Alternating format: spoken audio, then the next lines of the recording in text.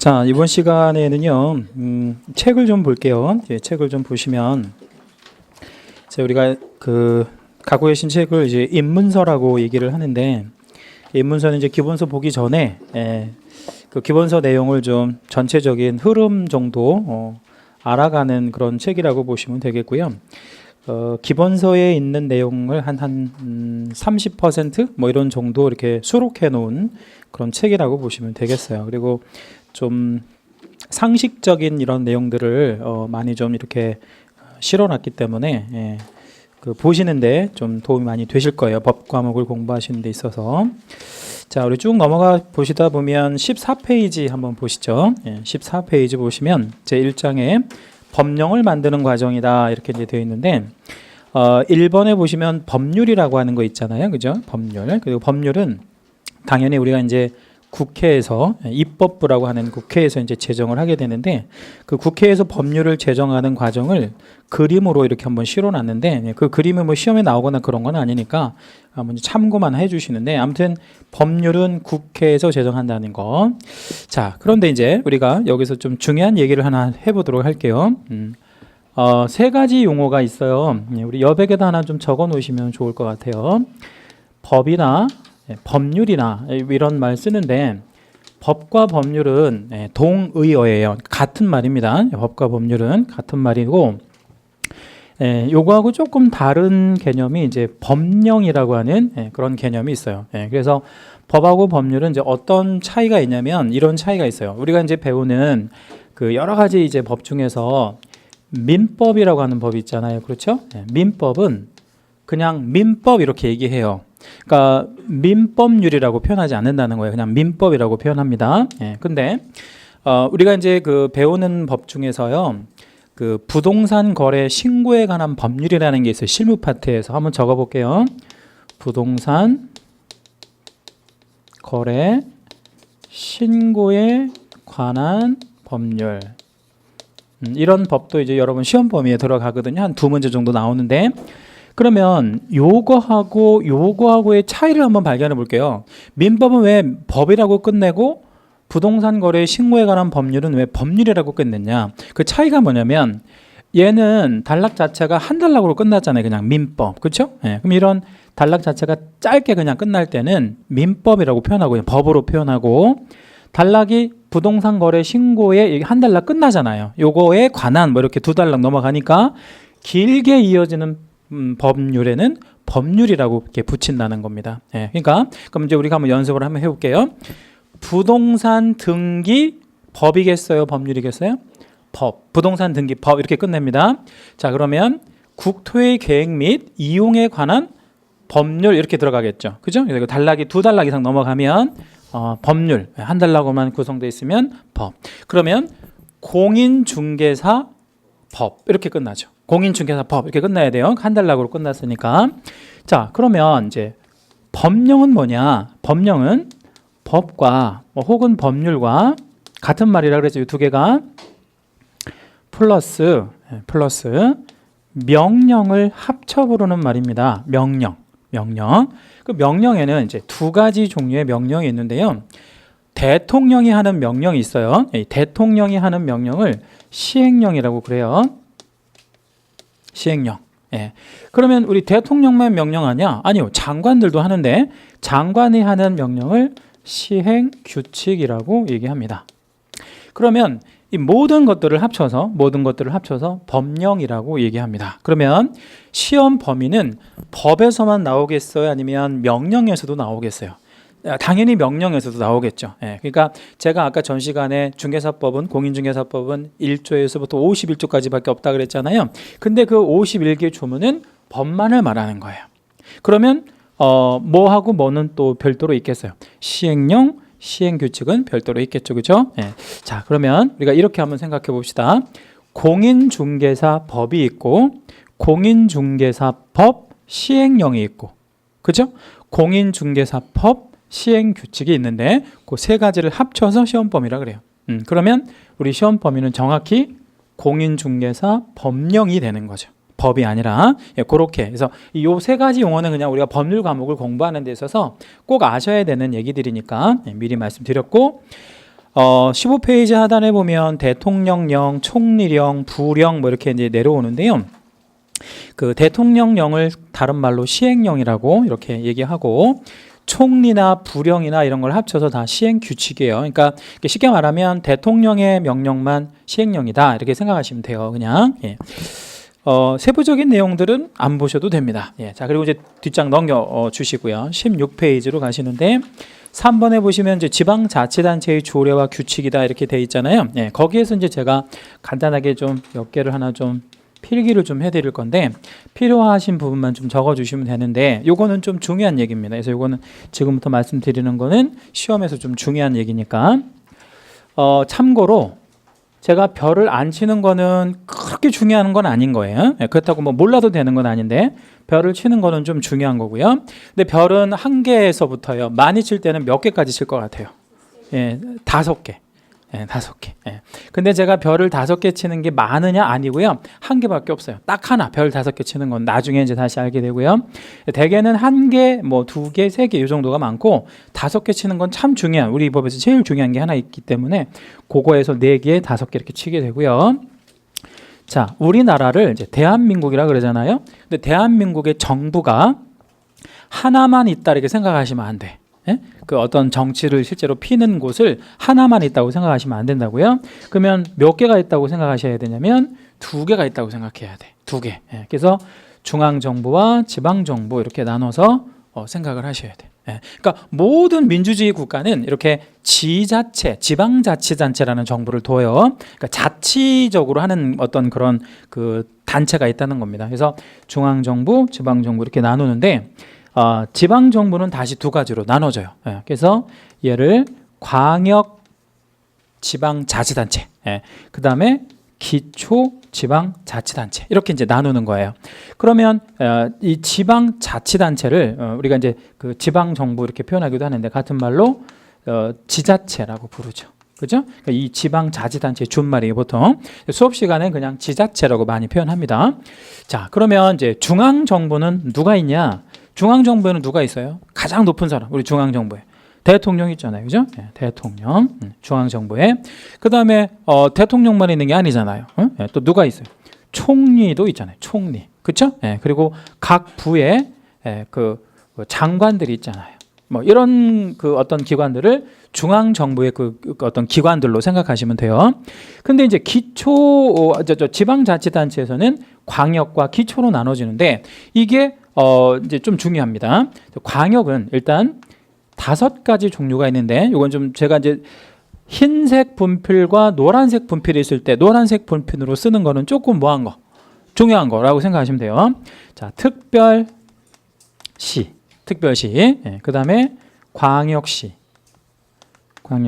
예, 그리고요 예, 그리고 특별자치도, 그리고 하나 더 정리하면 특별자치시. 이렇게 5개를 광역지자체라고 해요. 광역. 크다 이 말이죠. 크다. 예. 그러면 우리 특별시에는 우리나라에 몇 개 있어요? 하나 있죠. 뭐 있죠? 서울특별시. 예. 광역시는 5대 광역시 있죠. 뭐 부산에서부터 뭐 울산까지. 그다음에 뭡니까? 도는 뭐 우리 경기도 같은 거 있죠. 그죠? 뭐 충청남도 뭐 이런 거. 그다음에 특별자치도는 우리나라에 뭐 있어요? 제주특별자치도, 예, 그다음에 특별자치도도 하나 있죠. 뭐 있죠? 세종특별시, 예, 세종특별자치시 뭐 이렇게 있잖아요. 근데 서울특별시 이렇게 얘기하잖아요. 예, 그럼 서울특별시가 되는 이유는 왜 그러냐면 서울이 뭐니까, 우리나라의 수도니까. 예, 근데 세종특별자치시는 왜 특별이라고 하는 말을 썼을 것 같아요? 예? 세종시에 정부, 중앙정부의 그 기관들이 많이 내려가 있죠. 예, 그러니까 중앙정부의 어떤 일부 기관들이 내려가 있기 때문에 특별하다라는 말을 붙이는 거예요. 그래서 특별자치시다 이렇게 이해하시면 되고요. 자, 기초단체에는 3가지가 있는데 시가 있고요. 시, 예, 그 다음에 뭐 있죠? 군이 있고요. 그리고 이제 구가 있는데, 이때의 구는 무슨 구를 말하냐면 자치구를 말합니다. 자, 그럼 여기서 이제 우리가 시를 좀 설명을 드리는데, 이 시는 무슨 시와 무슨 시가 아닌 시를 말하는 거예요. 응? 윗줄에서 찾으시면 돼요. 특별시와 광역시와 특별자치시가 아닌 시를 말하는 거예요. 그렇죠? 예, 그렇잖아요. 여기 위에 그 세 가지 시는 위에다 써놨으니까. 그러면 얘는 일반적으로 이제 보통시라고 얘기해요. 여러분 보통시 하나만 예를 한번 들어봐 드릴게요. 수원시 이런 게 보통시예요. 수원시 이런 거, 과천시, 뭐 안양시, 안산시 뭐 이런 거, 군포시 뭐 이런 거 있잖아요. 그게 다 보통시예요. 특별시, 광역시, 특별자치시가 아니면 다 보통시입니다. 자, 그러면 군이 있잖아요. 군은 끝자가 그냥 군으로 시작하면 다 군이야. 그럼 군이 어떤 군이 있을까요? 뭐 예를 하나 들어서. 예? 음성? 음성시 아닌가요? 잘 몰라요. 음성시일 거야. 한번 찾아보세요. 이따가. 인천광역시 옹진군 뭐 이런 거. 예, 또는 뭐 부산광역시 기장군 뭐 이런 거 군 있잖아요. 군. 뭐 요즘에는 시로 많이 바뀌어가지고 뭐 제가 예를 들기가 좀 어렵네요. 예를 들자면 옛날에는 뭐 보령이니 뭐 저 보령군 이런데 다 군이었는데 요즘엔 다 뭐로 바뀌었냐면 시로 다 바뀌어버려가지고 예를 좀 들기 그런데 아무튼 군은 뭐 옹진군 뭐 기장 뭐 이런 거를 말하는 거예요. 그럼 이 자치구가 이제 중요한데 이 자치구가 특히 중요한데요. 이 자치구는 어디 밑에 있어야 자치구가 되냐면 특별시와 광역시 산하에 있어야 이걸 자치구라고 그래요. 그렇죠? 네. 특별시, 광역시 산하의 구만을 자치구라고 얘기합니다. 그러면 자치구 예를 들어 드립니다. 네, 자치구. 자, 여러분 계신 데가 지금 무슨 구라고 그랬죠? 서초구. 네, 서초구는 무슨 시 밑에 있는 구예요? 서울특별시 밑에 있으니까 서초구는 자치구예요. 또는 뭐 예를 들어서 대전광역시 동구 있어요. 대전광역시 동구. 제 고향이 대전이고요. 그 동구에서 태어났거든 제가. 네, 동구를 말씀드린 거. 그러면 대전광역시 동구면 이게 무슨 구가 되겠어요? 자치구가 되겠죠. 왜 자치구가 되겠어요? 네? 광역시니까. 네, 그렇죠. 네. 제가 고향이 어디라고요? 네, 대전인데 제가 고향 갔다 온다 그러면 사람들이 콩 좀 갖고 와 뭐 그러는데 대전에는 콩이 없어요. 네, 대전은 굉장히 큰 도시라서 콩이라 뭐 이런 것들은 없습니다. 대전이 얼마나 큰 도시인데 아무튼 뭐 이 광역시를 말해요. 자, 그런데 예를 하나 들어볼게요. 수원시에도 구가 있을까요? 없을까요? 있어요. 수원시에도 구가 4개나 있거든요. 예를 하나 들어볼게요. 수원시에 유명한 구가 영통구라는 동네가 있는데 영통구는 왜 유명하냐? 세계적인 회사가 여기 있어요. 응? 어디 무슨 회사? 삼성전자가 영통구에 있는, 제가 이제 앞으로 예를 들을 때 영통구 많이 예를 들을 건데 영통구에 가면 삼성전자가 있거든요. 네, 집값도 되게 비싸고 생활 수준도 되게 높고 그래요. 자, 그런데 영통구는 어디 밑에 있는 구예요? 수원시 밑에 있잖아요. 그러면 자, 서초구하고 영통구의 차이는 뭐겠어요? 서초구는 정답이에요. 그러니까 그걸 뭐라고 그래? 자치구. 그러니까 주민들이 그 구청장을 선거해서 선출하는 구가 자치구고. 그럼 영통구의 구청장은 어떻게 되는 거야, 그러면? 그냥 수원시장이 임명, 너 해 이렇게 하는 거. 근데 자, 또 이런 것도 한번 생각해 보죠. 우리가 이제 이거를 왜 배우는 거냐면 자치구에는요. 그 지역 사람들만 지켜야 하는 법이 있어요. 그죠? 네, 자, 다시 자치구에는 그 지역 사람들만 지켜야 하는 법이 있다고. 다른 지역 사람들은 안 지켜도 되는 법이 있는 거예요. 그러면 그런 법을 법이라고 표현하면 중앙정부에서 만드는 법과 헷갈릴 거 아니에요. 그죠? 그래서 이 지방자치단체에서만 특별히 만들어내는 법을 두자로 조례라고 그래요. 조례. 그죠? 예, 그러면 이 중앙정부에서의 그 기관장들은 명령을 내릴 수 있다 그러죠. 대통령, 총리, 뭐 장관들. 그러면 이 서울특별시에서 제일 높은 사람은 누구예요? 서울특별시장이 명령할 수 있어, 없어? 있어요. 그 서울특별시장의 명령이 있단 말이에요. 그걸 규칙이라 그래요. 얘가 하는 거랑 똑같은 거야. 그러니까 국토교통부 장관이나 서울특별시장이나 똑같은 거예요. 레벨이, 수준이. 그죠? 그러니까 만약에 저한테 너 국토교통부 장관 할래, 서울특별시장 할래 그러면 저는 뭐를 선택할 것 같아요, 여러분? 당연히 서울특별시장을 선택하지. 왜요?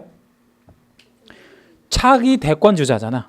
차기. 예? 그러니까 당연히 국토부 장관 하다 대통령 한 사람 없잖아 우리나라에. 그러니까 당연히 이게 같은 레벨이거나 아니면 더 위의 레벨이라고 보시면 되고, 이 장관이 하는 것도 규칙이지만 서울특별시장이 하는 것도 뭐요? 규칙이다. 이렇게 정리하시면 돼요. 그럼 이제 이렇게 한번 볼게요.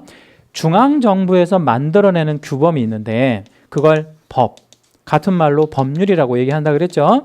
그 다음에 이 기관장들이 말하는 그 어떤 명령들을 이제 시행령과 시행규칙 이렇게 얘기하잖아요. 그러니까 이 대통령, 총리, 장관은 명령 제정권이라는 게 있어요. 명령을 제정할 수 있다고. 근데 법이랑 법률은 이 사람들이 만들어내는 건 아니라 중앙정부에서 말하자면 어떤 절차를 통해서 만들어내고 이거를 이 사람들이 집행을 하는 거야.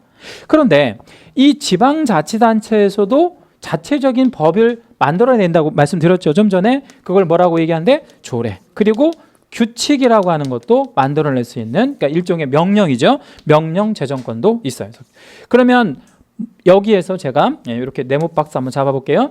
이 네모하고 이 네모는 동의어예요. 같은 말이다 이 말이야. 그러니까 우리나라 전체 국민이 지켜야 하는 법을 뭐라고 그래? 법. 그냥 법. 근데 그 지역 사람들만 지켜야 하는 법은 조례가 되는 거예요. 그렇죠? 그래서 요 개념, 그러니까 조례도 법에 들어간다는 거. 그러니까 요거는 그러면 어디에서 만들어야 되겠어? 그러니까 얘가 잘 봐요. 이 법을 어디서 만든다고 그랬지? 국회에서. 그러면 이거는 어디서 만들어야 되겠어? 이거는 국회가 지방에는 없잖아. 그러니까 지방에 있는 걸 우리 뭐라 그러죠? 의회라고 그러잖아요. 의회. 서울특별시 의회. 그러니까 이것도 국회를 준하는 그 의회에서 만들어내는 거기 때문에 그걸 조례라고 얘기합니다. 자, 시험 범위에는 요것만 들어가는데 요거는 시험 범위에는 들어가지는 않아요. 그 대신 의미는 알고 계셔야 돼. 그러니까 조례에 대해서 다루거든. 그러니까 이 세부적인 내용은 몰라도 되는데 이 조례가 뭔가는 알고 계셔야 된다고. 그래서 요거 조례는 물어보니까 알고 계시고요. 그러면 우리나라에서 조례를 제정할 수 있는 그 기관은 8개가 있습니다. 조례 제정할 수 있는 기관이 어디냐면 특별시, 광역시, 도, 특별자치도, 특별자치시, 그 다음에 시군, 그리고 뭐 있어요? 자치구까지 조례를 제정할 수 있다. 이렇게. 그죠? 그럼 예를 들어서 서초구 조례는 어디에서 정해요? 서초구 조례. 서초구 의회에서 정하죠. 서초구 의회에서 정하는 거예요. 그렇게 정리해 주시면 돼요. 그러면 영통구에는 조례가 있다 없다? 여기는 조례가 있으면 안 되지. 그죠? 왜 안 돼? 얘는 자치구가 아니니까. 그렇게 정리해 주시면 됩니다. 그래서 이제 우리 16페이지 맨 위에 제목에 지방자치단체의 조례와 규칙에서 그 조례하고 규칙의 개념은 알고 계시는 게 좋고요. 자, 17페이지로 넘어오시면 제 2장에 법조문의 형식 이렇게 있는데, 자, 우리가 이제 법 과목을 공부하다 보면 그 법조문을 이제 많이 우리가 다룰 거 아닙니까? 근데 법조문은 어떤 형식으로 이제 구성이 되냐면 제일 위에 있는 게 조이고요. 조 밑에 항이라고 하는 게 구성이 되고요. 항. 그리고 항 밑에 호 이런 식으로 구성이 됩니다. 그러면 제일 상위에는 뭐가 있다고요? 조. 그럼 조 밑에는 뭐가 있다고요? 항. 그다음에 항 밑에는 호. 그렇죠? 그다음에 호 밑에는 이제 목이라고 하는 것도 있는데 우리 책에는 표시가 안 되어 있는데, 그러면 여기를 이제 만약에 조문을 하나 붙여 볼게요. 그러면 이 조문을 붙일 때 1조 이렇게 이제 붙이잖아요. 그죠? 근데 그냥 우리가 그 1조 이렇게 얘기할 때 1조라고 하지 않아요. 그럼 뭐라고 붙이냐면 제1조 이런 식으로 붙인다고. 마찬가지로 여기도 제1항 이렇게 붙여야 돼. 자, 그러면 예를 하나 들어볼게요. 손님한테 이제 개업공인중개사가 이러저러한 사항은 민법 186조에 규정되어 있어요. 이렇게 설명하는 것 같고, 이러저러한 사항에 대해서는 민법 제 186조에 규정되어 있어요. 이렇게 얘기하는 거하고는 그 어떤 손님한테 주는 신뢰감이라든지 상대방이 느끼는 어떤 전문성이 확 달라진단 말이에요. 그러니까 앞으로 법조문을 얘기할 때는 반드시 앞에다가 무슨 자를 붙인다? 제자. 이렇게 제자를 붙여서 다 이렇게 생활 습관을 이렇게 들이시라고. 그래야 여러분들이 나중에 실무에 나가셔도 전문가 소리를 듣게 되는 겁니다. 이해하셨죠? 자, 그리고 이제 그 조 밑에 항이 있고 항 밑에 호가 있는데 실제 법조문 한번 보여드릴게요. 거기 이제 네 번째 줄에 보시면 표가 하나 이제 박스가 나와 있는데 7조 1항에 보면 공인중개사는 다른 사람에게 자기의 성명을 사용하여 중개업무를 하게 하거나 자기의 공인중개사 자격증을 양도 또는 대여하여서는 아니 된다 이렇게 돼 있잖아요. 근데 요거를 읽을 때 제7조 제1항 이런 식으로 이제 읽어서 읽는다는 거예요. 근데 이제 밑에 이제 표를 한번 내려오시면 제2조 정의라고 하는 부분이 있는데 제2조 정의에서는 동그라미 번호가 안 나오고 막바로 숫자가 나오잖아요. 이렇게 막바로 숫자가 나오는 경우는 호라고 읽어요. 그러니까 항 밑에 호가 보통 붙이는데 항을 쓰지 않고 그냥 소 제목으로 막바로 호로 넘어가는 경우도 있다는 겁니다. 이렇게. 그래서 이거를 호라고 읽어야 돼. 그러면 제2조 밑에를 몇 호라고 읽어야 돼? 제1호 이런 식으로 읽어주는 게 맞다라는 겁니다. 그리고 이제 밑에를 이제 목이라고 얘기하고요. 자, 하단 내려가시면 저 한 장 넘기시면 18페이지. 자, 2번 용어에 이제 본문하고 단서가 있는데 이 본문하고 단서는 중요한 얘기인데 제가 이제 이렇게 안에 사례를 하나 좀 들어볼게요. 이 사례는 뭐 굳이 쓰지 않으셔도 됩니다.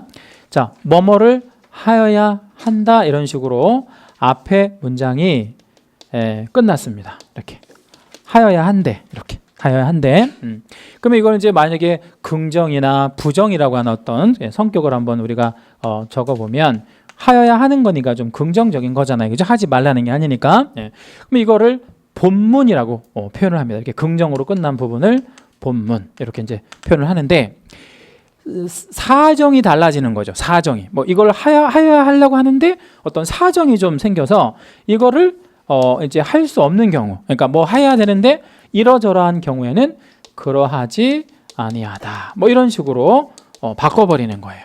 그럼 이거는 해야 된다는 거야, 아니면 하지 말라는 얘기예요.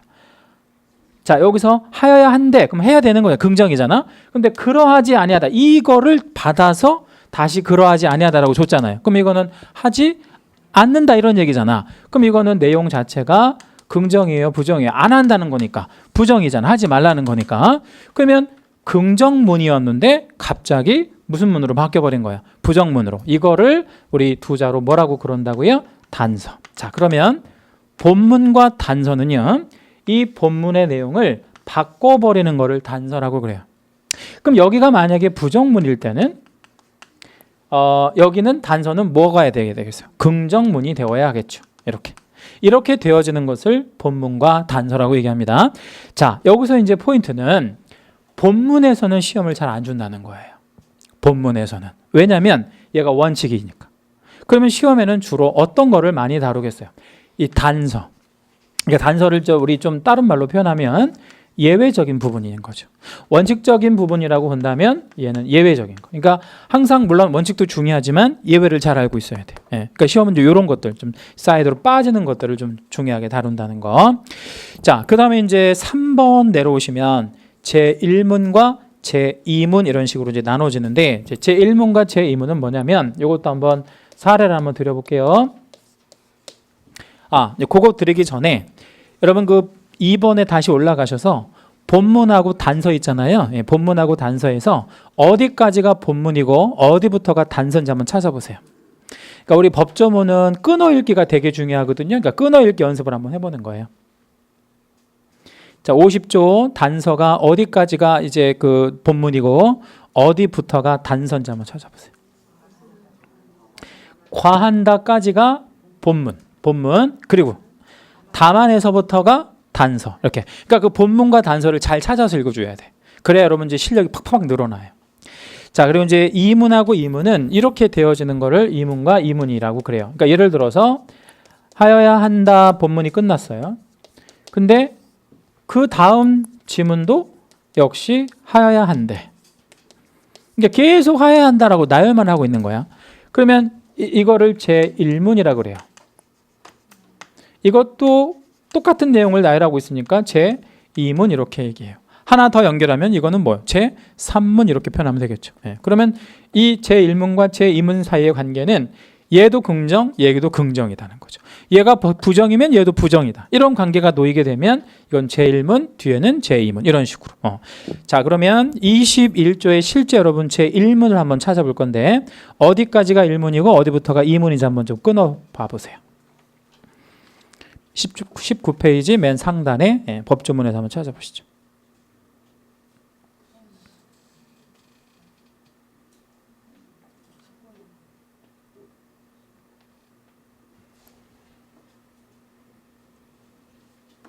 어디까지가 일문이에요? 예, 네 번째 줄에 신고하여야 한다까지가 일문이에요. 거기서 단락을 끊어주셔야 돼. 예. 그리고 제2문은요. 그 기간을 변경하고자 하는 때도 또한 같다. 이랬죠. 이게 제2문에 되는 겁니다. 예. 그러니까 이렇게 이제 법조문을 잘 끊어서 그러면 왜 이걸 끊어읽기가 중요하냐면 21조에 개업공인중개사의 의무가 몇 개가 있나 찾아보세요. 21조에서 개업공인중개사의 의무가 몇 개? 2개. 자, 어떻게 2개가 되죠? 뭐하고 뭐가 의무예요? 첫 번째,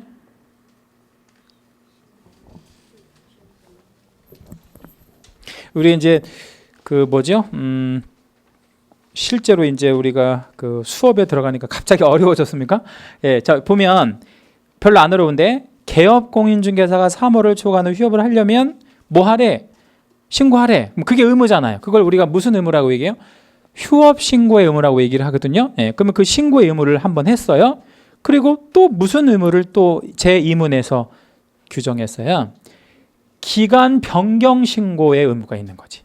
그렇죠? 예, 그러니까 21조는 의무가 하나만 있는 게 아니라는 거예요. 1문과 2문이니까 다시 한번요. 휴업 신고의 의무, 기간 변경 신고의 의무. 뭐 이런 것들이 이제 나오는 거죠.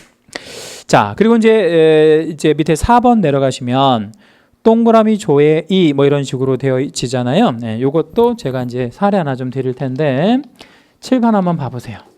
자, 7번 보시면 자, 이제 요거 우리 좀 상식적인 거 하나 말씀드릴게요. 우리 형법이라는 법이 있는데 우리 시험 그 범위는 아닌데 형법 제 250조가 살인에 관한 죄를 규정하고 있는 규정이에요. 250조. 그러니까 이제 살인을 하면 이제 안 된다 뭐 이런 거를 하고 있는 거죠. 그런데 형법은 1조에서부터 이제 쭉 연결이 되고 중간에 한 250조 이렇게 나온단 말이에요. 예, 그런데 중간에 새로운 범죄들이 막 나오는 거예요. 그러니까 예를 들어 볼게요. 옛날에는 한 그 형법이 만들어진 지가 한 80년 정도 됐는데 말하자면 그 80년 전에는 생각하지 못했던 그러한 그 뭡니까 범죄들이 지금에 와서 생기는 범죄들이 예를 들어서 있을까요, 없을까요? 있겠죠. 뭐 예를 들자면 뭐 이런 그 컴퓨터하고 관련된 뭐 이런 범죄들, 뭐 그런 것들이 생겨나는 거예요. 그러니까 컴퓨터에 관련된 범죄들이 뭐 예를 들어서 명예를 뭐 훼손했다, 어쩐다, 뭐 이런 거, 뭐 모욕죄, 뭐 이런 것들이 다 새롭게 나오는 범죄들이란 말이에요. 근데 옛날에는 생각하지 못했던 거야. 그러니까 옛날에는 뭐 이제 사람을 죽이고 뭐 도둑질하고 뭐 이런 것만 생각했던 거란 말이에요. 그런데 이런 죄들이 막 이제 생겨나기 시작하면 만약에 249조 하고 250조 사이에 어떤 조문이 하나 이렇게 들어가게 된단 말이에요. 그러면 여기 이 죄가 여기에 딱 들어가면 249조 다음에 들어가니까 들어가는 죄를 몇 조로 해야 되겠어요? 249조 다음에 들어가야 되니까 250조. 그죠? 그러면 얘는 당연히 어떻게 돼? 밀려야 되겠지. 그러면 얘가 밀리면 어떻게 되겠어요? 251조 이렇게 바뀌는 거잖아요. 그죠? 근데 하나 더 들어가면 얘가 또 어떻게 되겠어? 또 이제 밀려서 252조 이렇게 바뀔 거 아니에요. 근데 이렇게 조문이 잠깐 바꾸면 불편해요? 안 불편해요? 불편해. 자, 누가 불편해? 여기서 내가라는 건 누굴까요? 살인하는 사람이? 응? 살인하는 사람이 불편할 건 없지. 왜냐면 살인하는 사람이 이거 몇 조인지 알아보고 죽이진 않으니까. 그렇죠? 그럼 누가 불편할까? 누가 불편해? 그 법을 뭐 하는 사람? 뭐 이제 뭐 그 집행하는 사람들이 좀 불편하겠죠? 그 법을 집행하는 사람들이 누가 있냐면 일단 누가 있겠어요? 판사 있겠고, 또 검사 있겠고, 경찰이 있겠고, 그렇죠? 이 사람 죽인 거 아니야? 막 이렇게 뭐 변호해 주는 사람 뭐 있어요? 변호사 있고, 그죠? 네, 있을 거 아니에요. 근데 잘 생각해 봐요. 이런 사람들이 우리나라에서 힘이 있어, 아니면 힘이 없어? 힘이 엄청나지. 그죠? 네. 그러니까 이런 사람들이 자기들 편하게 만들어 버린 거야. 어떻게 만들어 버리냐면 법조문이 하나 들어갈 때는 밀리지 않는다 이 말이에요. 왜? 내가 불편하니까. 그러면 이 사람들은 대학 다닐 때도 250조가 살인죄면 이 사람이 죽을 때도 250조가 살인죄여야 돼. 안 바꾼단 말이에요. 귀찮으니까. 그죠? 그러니까 이런 조문은 절대 안 바뀌는 거야. 그러면 여기서 새롭게 들어가는 죄는 몇 조가 되어야 되냐면 249조의 이렇게 들어가는 거야. 그럼 하나 더 들어가면 어떻게 되겠어? 249조의 3 이렇게 만들어버리면 몇 조가 밀리지 않아요. 250조가 밀리지 않지. 그렇죠? 네, 자 그러면 이제 우리 실제 법조문 한번 볼게요. 우리 박스를 보니까 21조에 2가 있었죠. 그 얘는 종전에는 있었다는 거야, 없었다는 거야? 없었는데 만들어졌단 말이야. 그럼 맨 밑에 보니까 얘가 언제 신설됐대? 2013년 6월 4일 날 신설됐다. 그러면 어떤 법조문이 없다가 신설됐다 그러면 그 법조문은 여러분 중요할 것 같아요? 안 중요할 것 같아요? 중요하겠지. 새롭게 만들어진 거니까 그런 정도라고 생각하시면 됩니다. 자, 한 장 다시 넘기시고요. 부칙이라는 말이 있는데요. 이 부칙도 이제 좀 중요한 말이라고 보시면 되겠고 그 부칙에다 우리 별표 하나만 붙여주세요. 자, 부칙은 예를 하나만 들어봅니다. 자, 이게 이제 편지예요. 요즘에 편지들 많이 안 쓰는데 자, 편지를 이제 우리 어머니한테 한번 써봅시다. 누구한테? 아들이 이제 어디 간 아들이 이제 군대 간 아들이 어머니 전상서 해가지고 이제 쓰는 거예요. 그래서 어머니 뭐 보고 싶어요. 어쩌고 뭐 이렇게 쭉 쓰다가 시간 되시면 뭐 한번 오세요. 면 한번 오세요 하고 쭉 써가지고 뭐 사랑하는 아들 누구 이렇게 해가지고 이제 딱 썼어. 그래가지고 이제 이거를 봉투에다가 접어가지고 넣으려고 했는데 갑자기 생각이 하나 난 거야. 뭔 생각이 났을까요? 어머니 면회 오실 때 뭐 좀 가져다 주세요. 이거를 빠뜨린 거야. 예를 들어서. 그러면 어떻게 해야 되겠어? 에? 이거 편지를 다시 그냥 찢어버리고 다시 쓸 수는 없잖아. 그러니까 맨 밑에 여백에다가 쬐끄만하게 뭐라고 해요? 추신 이렇게 해가지고 뭐 어머니 면회 오실 때 뭐 좀 갖다 주세요. 이렇게 이제 쓸 거 아니에요. 이것처럼 법을 쭉 만들어 보니까 하나를 뭐 빠뜨렸거나 뭐 할 때 맨 마지막에다가 법 맨 밑에다가 추가해서 붙여주는 거. 이걸 뭐라 그래? 부칙이라고 얘기합니다. 자, 그러면 이 추신이 내용이 중요해요? 안 중요해요? 중요하지. 그 어머니 입장에서는 추신이 제일 중요한 거야. 사실은 그렇잖아요. 예. 아들이 면회 올 때 뭐 갖고 오라니까. 그러면 부칙도 중요한 거야, 안 중요한 거야? 중요하지. 이 법에 대해서 어떤 내용에 대해서 언급하는 거니까 부칙도 똑같이 시험 범위에 들어간단 말이에요. 그런데 부칙은 우리 여백에다 쓰십시오. 예, 그 부칙은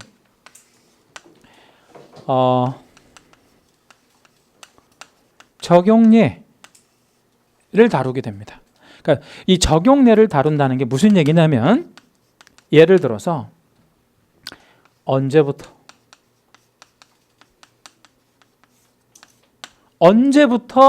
이 규정을 적용하겠다. 이런 거를 다루는 게 부칙이야. 그러면 아까 제가 어떤 분이 우리 수습제도 같은 거 언제부터 어떤 제도냐고 질문했을 때 제가 내년 1월 29일부터 시행한다 이렇게 말씀드렸잖아요. 그럼 그 날짜가 중요해 안 중요해? 중요하잖아요. 그것처럼 이렇게 언제부터 이런 것들을 다루는 게 부칙이라고. 그러니까 예를 들어서 이게 왜 중요하냐면 시험 범위에 들어가느냐 안 들어가느냐도 따질 수 있고, 그죠? 어떤 규정 자체를 적용하느냐 안 하느냐. 예를 들어서 개정이 됐는데 뭐 가령 어떤 법조문이 7일이었는데 이게 10일로 바뀐 거야. 예를 들어서. 근데 부칙에 보니까 얘를 2017년부터 적용을 한대. 부칙에 보니까. 그럼 우리는 이거를 며칠로 알고 있어야 되는 거야. 7일로 알고 있어야지. 왜냐면 10일은 언제부터니까? 17년부터니까. 그러니까 이런 거를 다루는 게 부칙이라는 말이에요. 그래서 부칙 같은 것도 이제 우리가 수업하다 보면 뭐 많이 다룰 건데 아무튼 그런 거를 다루는 거라고 생각하시면 됩니다. 자, 1편 됐고 이제 2편 넘어갑니다. 법률 용어하고 친해지기 뭐 이랬는데, 자, 1번에 이제 가운데점이 있는데요. 이 가운데점은 이제 그 서로 그 대등하거나 뭐 혹은 어떤 열거할 때 쓰는 어떤 그런 점을 가운데점이라고 얘기를 합니다. 칠판을 잠깐 볼게요. 제가 여기 특별시장하고 광역시장하고 중간에 점 찍었죠. 이 점이 쉼표예요? 아니면 가운데점이에요? 가운데점, 말 그대로 가운데점이라고 읽으셔야 돼. 가운데점이에요. 이건 무슨 말이냐면 특별시장하고 광역시장은 무슨 관계? 대등한 관계라는 뜻입니다. 대등한 관계. 그러면 여기다가는 제가 지금 점을 쉼표를 찍은 거예요, 가운데 점을 찍은 거야? 쉼표를 찍은 거야. 이거는 이거는 가운데 점 찍으면 안 돼. 대통령하고 총리가 동격은 아니니까. 그렇죠? 예, 이거는 쉼표, 여기는 가운데 점. 이렇게 그때 이제 가운데 점을 찍고요. 또 이렇게 열거할 때, 뭐 여러 개를 열거할 때도 이렇게 가운데 점을 찍어서 이렇게 열거하고 있다라는 것을 알려주기도 하고 그럽니다. 그 다음에 이제 2번에 보면 그러하지 아니하다라고 되어 있는데, 그러하지 아니하다, 그거 중요한 얘기인데요. 그 말 자체가 중요한 건 아니고요. 자, 칠판을 잠깐 봅니다. 우리 밑에 여백에 하나 이걸 좀 써놓을게요. 우리 한국말에는요, 그 이제 긍정문과 부정문이 있다고 볼 수가 있어요. 한국말에는 긍정문, 부정문. 뭐 하겠다, 안 하겠다 이런 거. 근데 이 긍정문하고 부정문에는 다시 두 가지로 나눠집니다. 어떻게 나눠지냐면 적극적 긍정, 소극적 긍정. 부정문도 적극적 부정, 소극적 부정으로 나누어집니다. 자, 그러면 예를 하나만 들어볼 테니까요. 요거가 어떤 의미인가 한번 좀 여러분들이 요 네 가지 경우에서 한번 찾아보셔야 됩니다. 어떤 남자애가 어떤 여자애한테 둘이 사귀는 사이입니다. 우리 오늘 야외로 피크닉 갈래? 이렇게 물었어요. 야외로 피크닉 갈래라고 물어봤어요. 그랬더니 여자애가 뭐라고 반응했냐면 아, 좋아. 어디로 갈래? 이렇게 물었어요. 그러면 가겠다는 거예요? 안 가겠다는 거예요? 가겠다는 거지. 그러면 긍정이네요. 그죠? 자, 그러면 적극적 긍정이에요? 아니면 소극적 긍정이에요? 적극적 긍정이죠. 좋아. 어디로 갈까? 이렇게 적극적으로 달라들잖아요. 그럼 이건 적극적 긍정이라고 볼 수 있어요. 자, 근데 이번에 여자애가 어떻게 반응을 보이냐면 우리 야외로 피크닉 갈까? 이렇게 물어봤더니 여자애가 뭐라고 얘기를 하냐면 그러든가 라고 얘기했어요. 자, 그럼 가겠다는 거야? 안 가겠다는 거야? 아니요.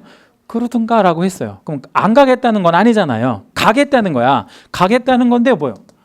긍정이야, 긍정. 근데 어떻게 가겠다는 거야? 소극적으로. 그러니까 이런 말에 뉘앙스가 있다는 거예요. 말의 뉘앙스.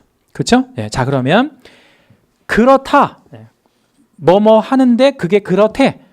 그러면 긍정이죠. 그렇다니까. 그럼 그건 적극적인 긍정이에요? 아니면 소극적인 긍정이에요? 적극적이지. 그렇다니까. 그죠? 근데 제 얘기를 잘 들어보세요. 그러하지 아니하다고 볼 수 없다. 긍정문이야, 부정문이야? 긍정문이야. 근데 그게 적극적이야, 소극적이야? 소극적이라고. 근데 왜 그 말을 우리가 알고 있어야 되냐면 법조문에 실제로 그렇게 써요. 그러하지 아니하다고 볼 수 없대. 또는 뭐 그러하지 아니하다 이런 말 쓰잖아요. 그죠?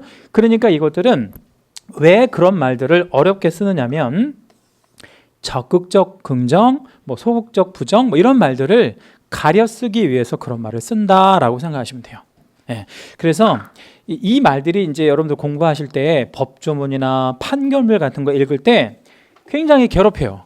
그러니까 이게 긍정이나 부정이나 헷갈린단 말이에요. 그러니까 그때 왜 그런 말들을 쓰는지는 이것 때문에 그렇다는 거예요. 자, 그럼 한번 실제로 한번 그 법조문을 한번 잠깐 보여드릴 건데 여러분 그 페이지로 몇 페이지를 한번 잠깐 먼저 가보냐면요. 18페이지 앞에입니다. 18페이지.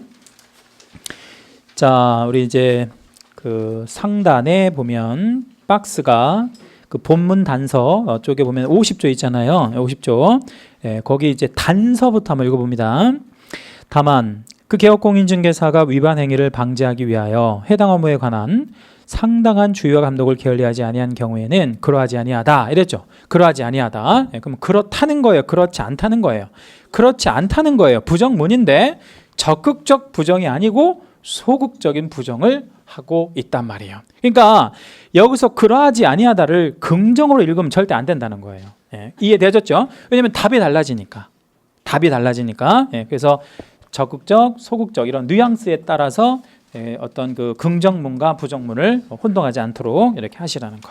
자, 다시 이제 23페이지로 오시고요.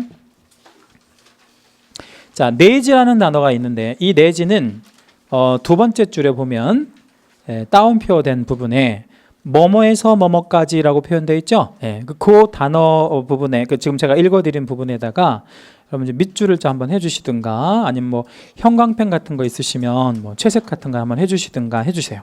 자, 내지는 뭐뭐에서 뭐뭐까지를 내지라고 합니다. 자, 우리가 기상캐스터들이 그 내일의 날씨 이거 우리 얘기해 줄 때 내일 비가 올 건데 10에서 20mm 정도로 오겠습니다. 이렇게 우리 예고하잖아요. 근데 어떤 기상캐스터들은 10에서 20mm라고 얘기 안 하고 10에서 20mm를 요 부분을 10 내지 20mm 정도에 오겠습니다. 이렇게 얘기하는 기상캐스터들이 있어요. 그러니까 이거는 한국말을 한자로화시켜서 말하는 거야, 그냥. 그러니까 내지라는 말은 또는의 의미가 아니라 법률적으로는 뭐뭐에서 뭐뭐까지를 내지라고 한다. 자, 그러면 제1조 내지 제3조 이렇게 했어요.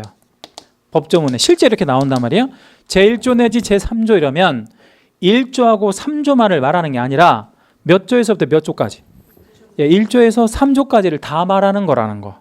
이해됐죠? 예, 그거 잘 기억해 주시고요. 4번의 반점은 쉼표를 반점이라고 생각하시면 되고요. 이 반점은 어구를 이렇게 띄울 때, 그러니까 이제 어구를 띈다는 거는 이제 우리가 사람이 읽으면 쉼표가 없으면 우리가 숨을 쉴 수가 없잖아요. 그러니까 이제 그때 숨 쉬라고 이제 이렇게 좀 찍어주는 거다 이렇게 보시면 되겠고요. 보통은 그 반점 찍힌 곳에서 단락을 많이 끊어서 읽으시면 도움을 좀 많이 받을 수가 있겠고요. 그다음에 5번에 이제 본다와 추정 뭐 이런 말 나와 있는데 그 5번의 본다와 추정에도 별표를 좀 해주시는데 이건 중요한 얘기입니다. 본다와 추정. 자, 이거 이제 칠판을 한번 보세요. 본다는 볼 수 있다와 좀 반대적인 개념으로 쓰이는데 본다는 한자로 의제, 간주 이렇게 표현할 수 있고요. 볼 수 있다는 추정이라고 한자로 표현합니다. 자, 근데 그냥 우리나라 말로 본다와 볼 수 있다라고만 해주면 좋은데 법조문에는 의제라는 말을 쓰기도 하고 간주한다 이런 말을 쓰기도 하고 또 추정된다 이런 말 쓰기도 해요.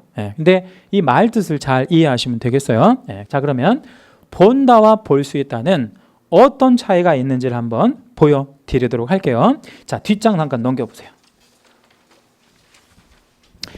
민법 826조의 2 성년의제 이렇게 되어 있죠. 자, 근데 거기 뭐라고 그랬냐면 미성년자가, 자, 미성년자는 참고로 만 19세에 달하지 아니한 자를 미성년이라고 얘기합니다. 얘가 뭐를 하게 되면요? 혼인을 하게 되면 뭐로 본대요? 성년으로 본다. 자, 그럼 칠판을 보세요. 예를 들어 볼게요.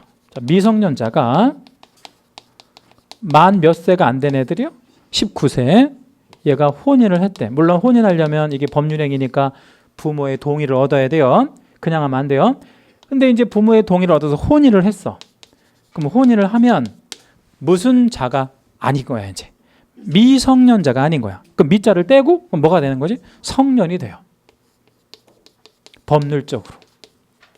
옛날에 우리 보면 미성년자들이 시집장가 가고 그러면 남자들은 장가 가면 어떻게 해요? 상투 틀고 그러잖아. 여자들은 쪽지고 그러잖아요. 그러니까 그거랑 똑같은 거야. 이렇게 성년으로 봐준다 이 말이에요. 근데 얘가 만 17세밖에 안 됐어요. 아직 미성년이잖아. 근데도 얘는 성년이라 그런다고. 그런데 한 달 살고 얘가 이혼했어요. 이혼했다라고요? 이혼. 자, 그럼 뭐가 아닌 거야? 혼인 상태가 아니지. 그럼 얘는 성년, 미성년. 잘 생각해봐. 얘가 성년인가 미성년인가. 그게 이제 이 본다와 볼 수 있다의 이제 궁극의 차이예요. 얘가 성년, 미성년. 미성년 아니고 성년이에요. 왜 그럴까요? 이혼해도 성년이야? 왜? 이미 결혼을 갔으니까 알 거 다 알았으니까. 그게 아니고요. 그게 아니고 법에 본다라고 했으니까. 의자라고 했으니까. 다시 말씀드리면 본다는 확정이에요. 바뀌지 않는단 말이에요. 바꿀 수 없다라는 겁니다. 그렇게 되었다. 절대로 번복될 수 없다. 번복되지 않는다를 확정이라고 생각하시면 돼요. 자, 그럼 이제 추정을 한번 봅시다. 자, 추정은 이렇게 됐어요. 자, 거기 한 밑에 조문 보세요. 844조 민법. 지금 24페이지 맨 위에 보고 있습니다. 844조. 부에, 여기서 부는 남편을 말하는 겁니다. 남편. 그러니까 뭐 아버지라고 생각해도 되고요. 친생자의 추정. 그래서 처가 혼인 중에 포태한 자는 부의 자로, 즉 남편의 혹은 이제 아버지가 되는 거지. 얘가 만약에 포태한 그 태아가 아버지라면, 그다음에 남편의 자로 중요한 단어가 뭐라고 들어갔어요? 추정된대. 그러니까 혼인 상태에 있는데 부인이 포태를 했는데, 부인이 임신을 했는데 그 포태 상태의 태아가 친자식으로, 그 남편의 친자식으로 본대요? 아니면 볼 수 있대? 볼 수 있대. 왜냐하면 추정한다 그랬거든. 왜 이거를 법에 추정한다고 했을까요? 아닐 수가 있기 때문에 그런 거야. 바뀌는 게 아니라 아닐 수가 있으니까. 그렇죠? 예. 이거는 그러니까 예를 들어 사이가 별로 안 좋은 거야. 그래가지고 이제 뭐를 해봤어 이제. 그 이제 유전자 조사를 해본 거야. 해봤더니 뭐가 아닐 수도 있어. 친생자가 아닐 수도 있잖아. 입증하면 이건 친생자가 아닌 걸로 되는 거잖아요. 그러면 자 보세요. 볼 수 있다 즉 추정은 확정이 되는 거예요, 아니면 확정되지 않은 거예요? 확정되지 않은 거야. 그 미확정이야. 자, 오늘 비행기가 한 대가 떨어졌어요. 여객기가. 탑승자가 한 200명 정도 된대요. 그러면 앵커가 탑승자 전원은 사망한 것으로 간주된다 이럽니까? 아니면 추정된다고 합니까? 왜 추정된다고 해요? 간주된다고. 비행기가 떨어지면 다 죽잖아요, 웬만하면. 응? 그거는 살 수도 있기 때문에 그런 거죠. 그래서 그거는 바뀔 수도 있는 상태를 우리가 추정이라고 얘기합니다. 그래서 이거 중요하니까 잘 알고 계십시오. 그 추정, 간주 뭐 이런 것들은 자주 나오는 것들이니까. 자, 그다음에 이제 뭐 6번에 보면 이제 시와 때와 경우 이제 있는데 비슷비슷한 말인데, 시는 이제 어떤 시간적인 경우를 말하는 거예요. 그러니까 예를 들어서 지금 1시 20분인데 오늘 이제 수업은 1시 30분까지만 합니다. 지금이 몇 시냐 이렇게 얘기할 때 뭐 1시 20분이야 이렇게 시간을 얘기할 때 시라고 할 때 쓰는 거죠. 그러니까 그러니까 시간적인 개념을 우리가 얘기할 때 시를 써요. 근데 때하고 경우는 그 두 개만 좀 제목에다가 밑줄을 한번 좀 잡아 주실래요? 때하고 경우, 이게 두 개 이제 밑줄 한번 잡아 가지고요. 얘는 어떤 시간적인 개념이라기보다는 가정적인 개념이에요.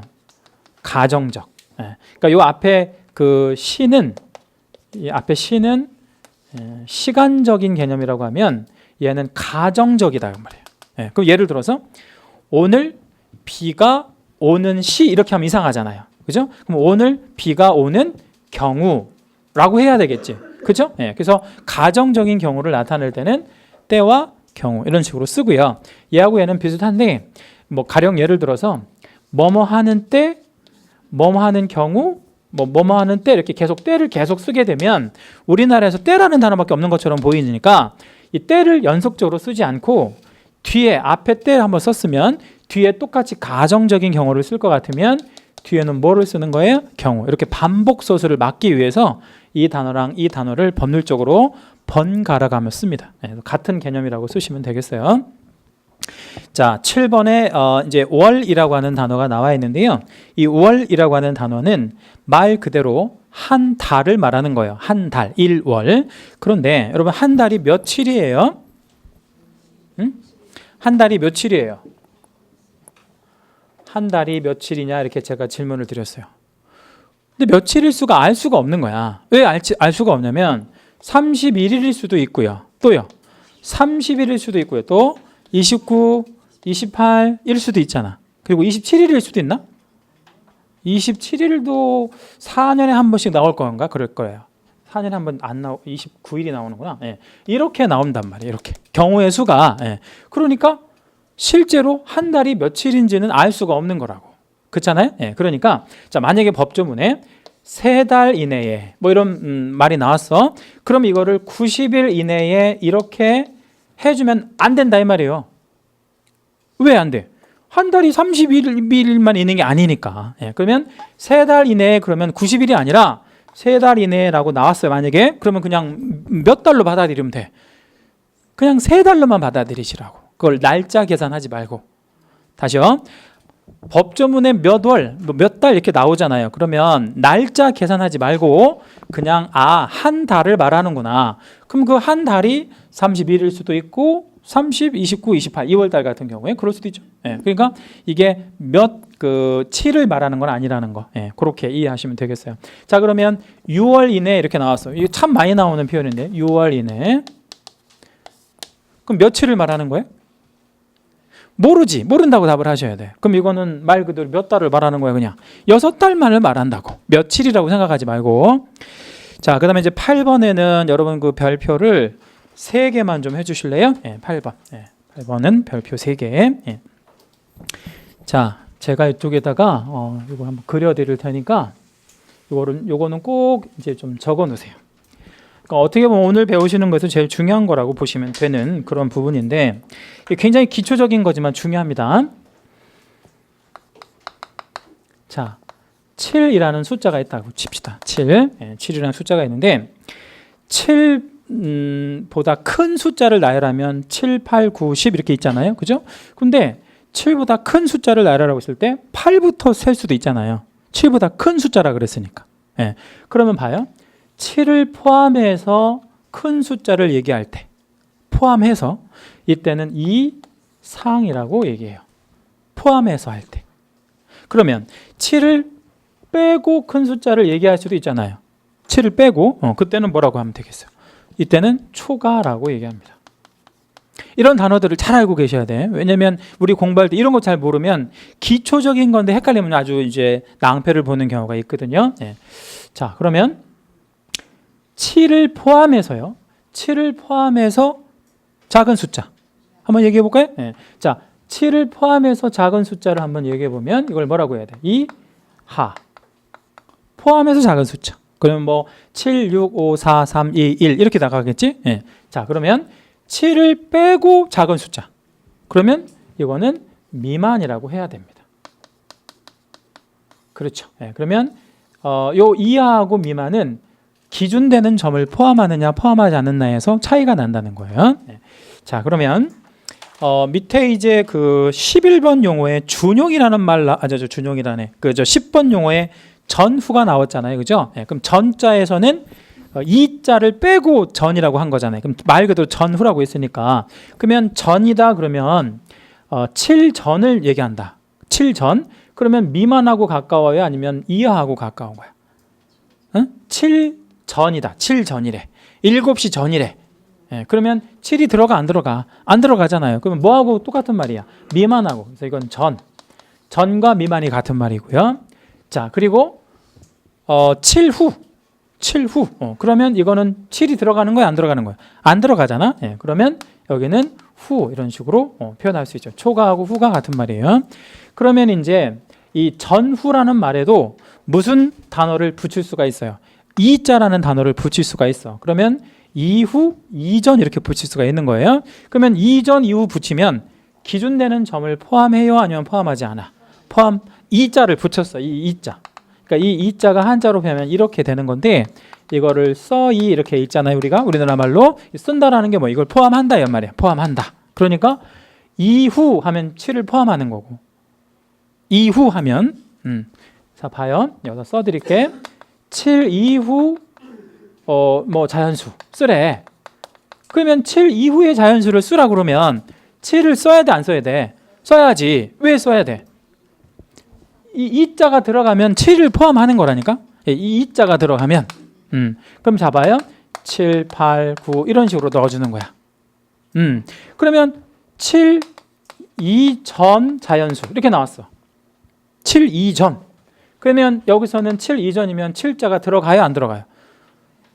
들어가야지. 이자가 들어가면 무조건 포함된다니까. 7천 이전 뭐 이자가 들어가면 그러면 뭐 이제 뭐 1에서부터 7까지 다 들어가면 되는 거지. 그렇죠? 예. 그래서 요 단어가 되게 중요한 단어. 이자. 이자가 들어가면 기준점은 무조건 포함한다. 그리고 기준점을 포함하지 않으려면 초과와 후, 전과 미만 이런 식으로 단어를 쓴다는 거. 그러면 법조문에는 이상, 이하, 이후, 이전 이런 단어가 거의 90%입니다. 법조문에는 이상, 이하, 이후, 이전이 거의 5% 이상이에요. 어떤 단어는 거의 쓰지 않을까요? 이런 단어는 거의 사용하지 않습니다. 근데 거의 사용하지 않는데 어쩌다가 사용하면 그게 중요하겠어요? 안 중요하겠어요? 중요하지. 그래서 우리 농지법에 보면 이런 내용이 하나 나오는데 농지법 얘기예요. 농지법에 보면 농지를 취득할 때 주말 체험 영농이라는 게 있거든요. 그 주말 체험 영농으로 취득할 수 있는 면적이 1000제곱미터 미만이라고 돼 있어요. 법조문에.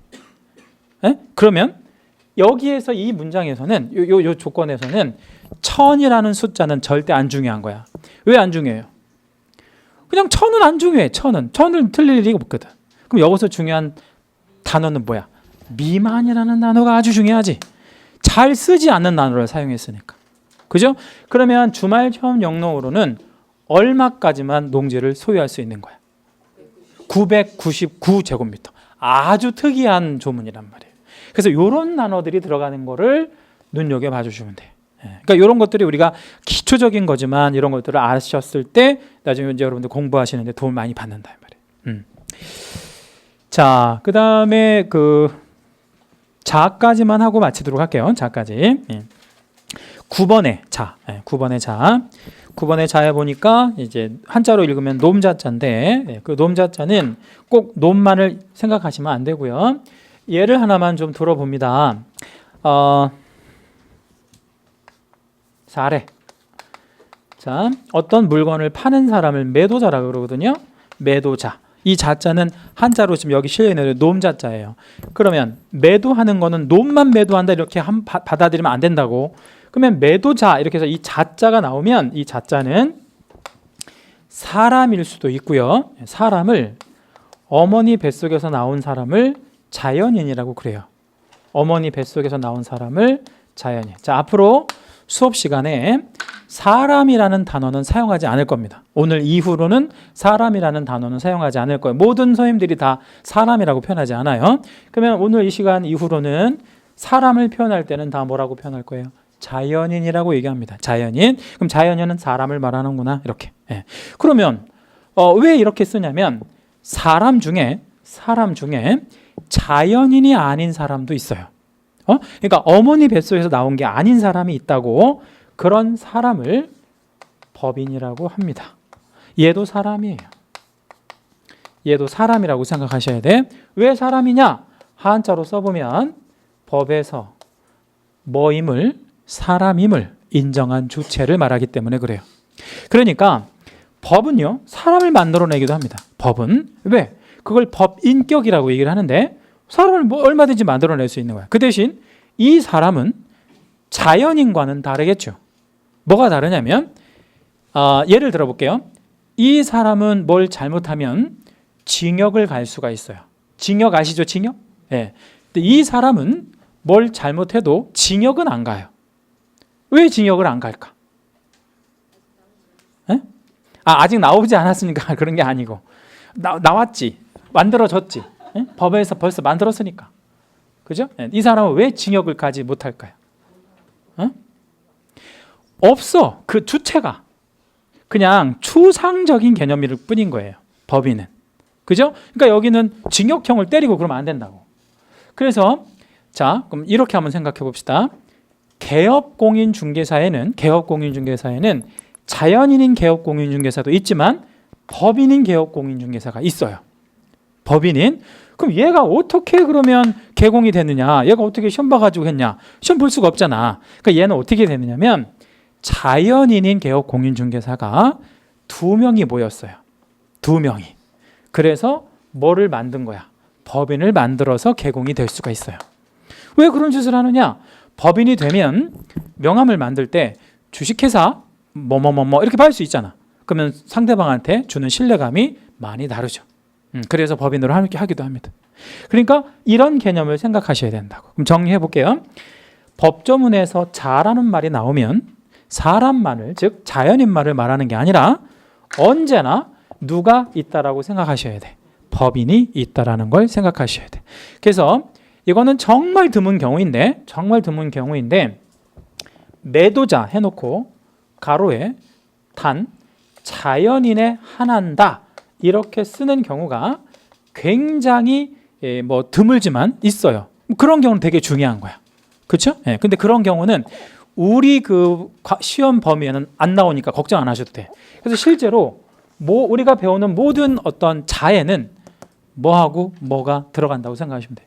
자연인과 법인이 들어간다. 이렇게 생각하시면 돼요. 그래서 이 자자에는 반드시 법인이 있다라는 거 기억해 주시면 됩니다. 자, 오늘 수업은 여기까지만 할게요. 여기까지 하고요.